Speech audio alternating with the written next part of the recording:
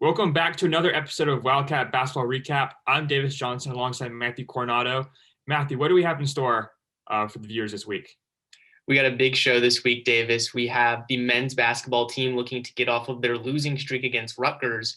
The women's basketball team are in a big ranked matchup against Ohio State.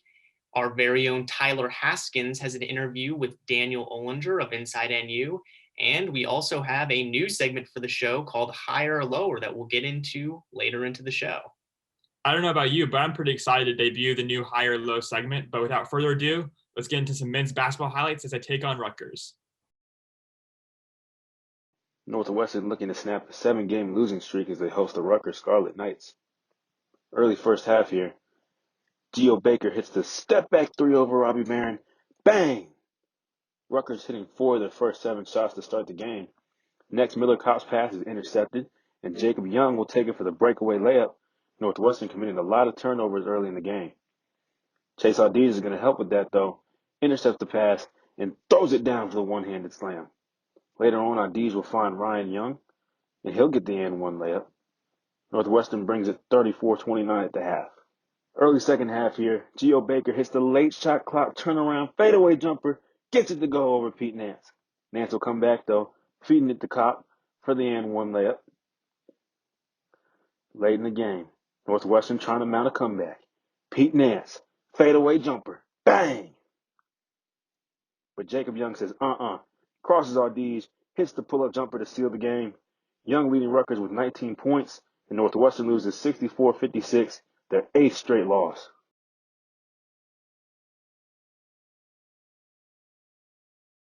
Welcome to our brand new segment, Higher or Lower, a game where we set a number and we predict whether Northwestern men's or women's basketball finishes higher or lower than the number we set.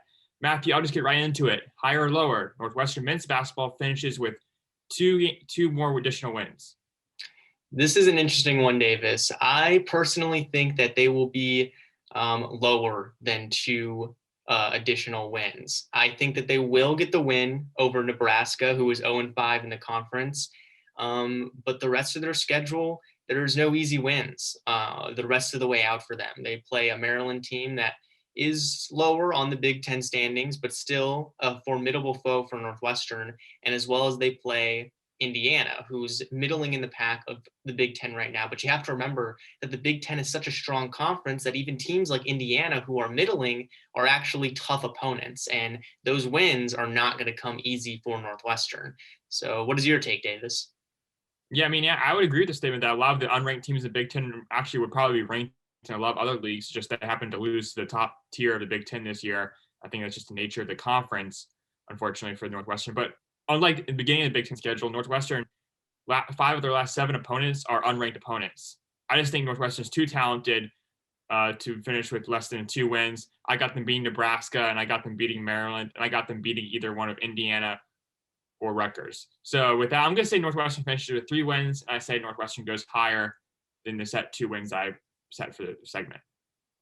We'll see if they get those 2 wins on the rest of the season. Now, turning over to the women's team, the number that we have for them is, will they finish higher or lower than 20th in the standings at the end of the year, the rankings, that is, the national rankings for this year? Davis, what do you think?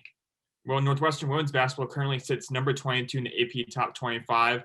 So I think if they want to hold serve or even crack into the top 20, I think they need to finish around 5-2. And I think that's quite manageable. They have games against teams like Illinois, who they've beat pretty handily, in Wisconsin.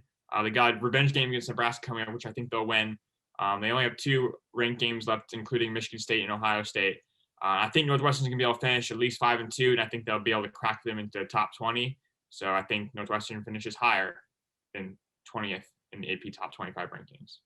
I'm going to have to agree with you, Davis. I also think that they will finish higher than 20th in the rankings, but that means actually below 20th, somewhere in the teens, because I think that they have an actual possibility of finishing out this season undefeated, 7-0. I think they can get that win over Ohio State and Michigan State, and I think that they might not drop a game against those opponents who they would be favored against. So we'll have to see if they're able to put something together here at the end of the year to finish off their season on a real high note. Well, hopefully our predictions don't look too bad in the weeks to come. But with that, we're going to go right into the men's highlights. as Northwestern takes on Rutgers, looking to end their 8-game losing streak. The women Wildcats are taking on the Ohio State Buckeyes in Evanston. It's a huge game, 11th ranked Ohio State. And it's going to start like this. Veronica Burton down to Sydney Wood, and one. It goes to start the game.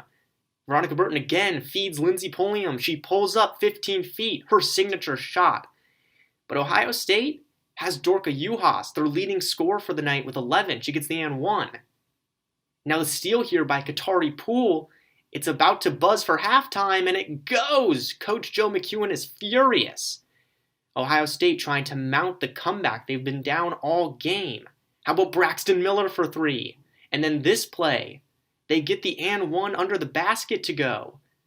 Now late in the fourth quarter, they're down 5. Northwestern trying to ice the game. Jordan Hamilton. It goes! Ohio State would not recover. They lose this game 69-57. And next we have Tyler Haskins with an interview with Daniel Olinger.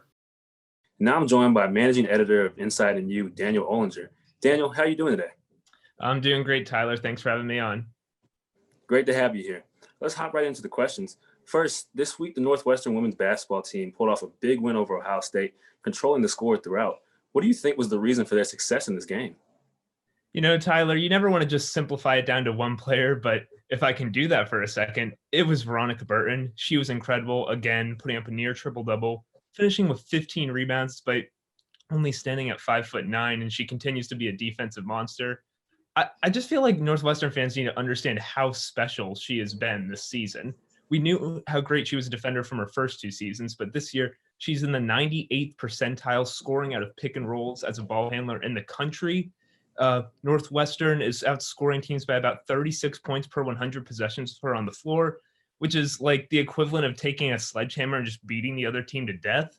That's how good they've been whenever she's on the court.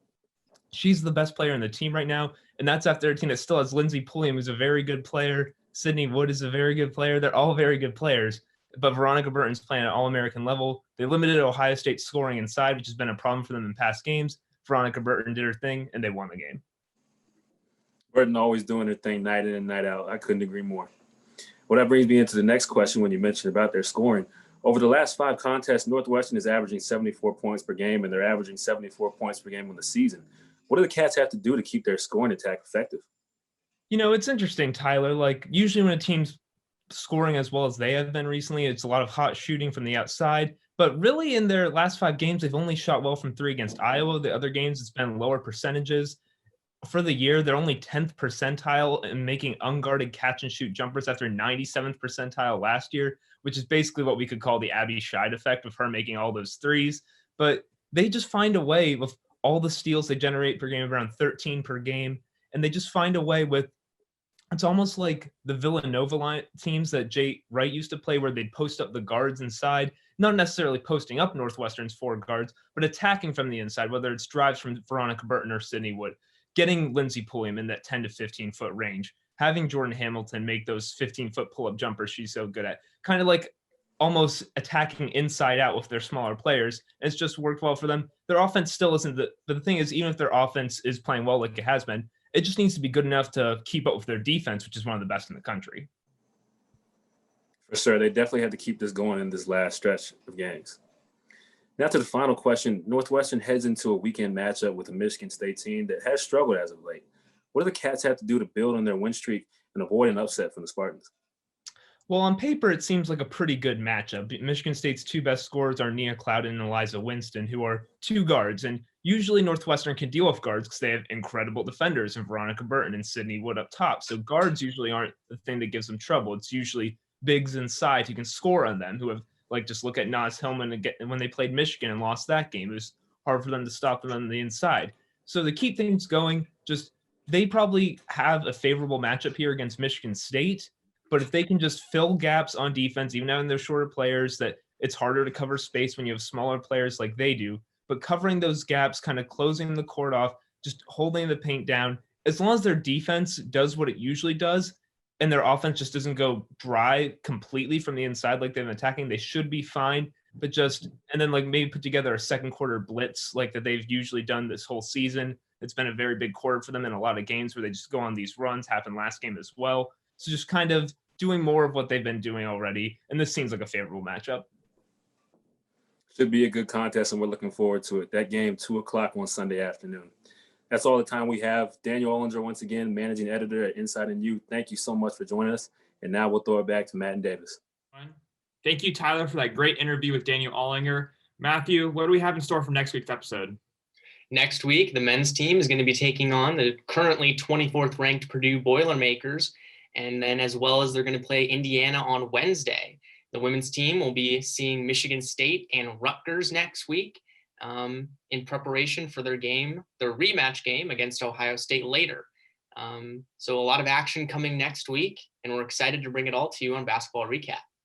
Well, that'll do it for us here on Basketball Recap. It's been another great episode. For Matthew Coronado, I'm Davis Johnson. Thanks for tuning in.